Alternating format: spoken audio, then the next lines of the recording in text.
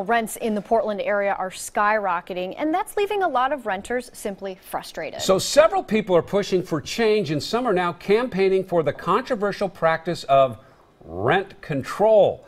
Our Chris Woodard digging deeper into this idea. Chris?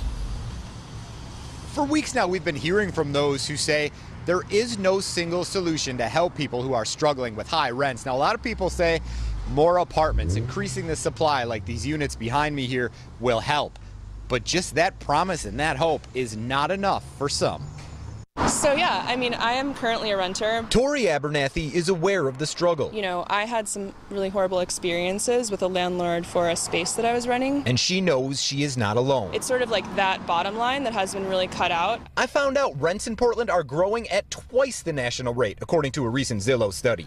Many are having trouble affording it, and people are looking for help. That is why Abernathy started Portland Renters Assembly. And while her group doesn't think there is one perfect fix, there is more and more talk in Portland lately about rent control, including this petition we found online, started by a frustrated student. It now has more than 2,000 signatures. Rent control is when local governments cap how much a landlord can increase rents, and it is used in some other cities. I found out right now it's not legal in Oregon, but some want that law changed. Is that a good idea? Not in my opinion. Most landlords don't like it. It's just a nightmare for the property managers down in San Francisco, and I hope it never comes to Portland or Oregon. Critics argue rent control causes investors to lose interest in buying and renting properties, which dries up supply and causes problems like poorly maintained apartments. But you can hardly blame those frustrated for pushing for change, whether that's a petition to change the law or a support group. When I first moved here, it was a lot easier to get, a relatively affordable space.